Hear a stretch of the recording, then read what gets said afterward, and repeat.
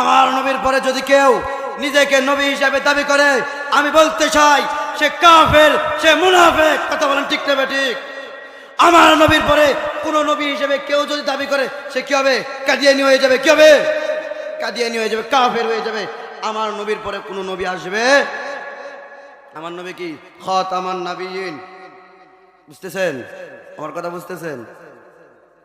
আমার নবীর পরে যদি কেউ নবী হইতো, লাউ কানা বা'দা নাবিয়্যুল লাকানা ওমর, আমার পরে যদি কেউ নবী হইতো সে শুধু একমাত্র ওমর হইতো। কথা বলেন ঠিক না ঠিক? তাহলে আমার নবীর পরে কোন নবী আসবে না। আমার নবী শেষ নবী, আখিরি নবী, আর আমরা তার কি আখিরি নবীর শেষ উম্মত। কথা ঠিক না?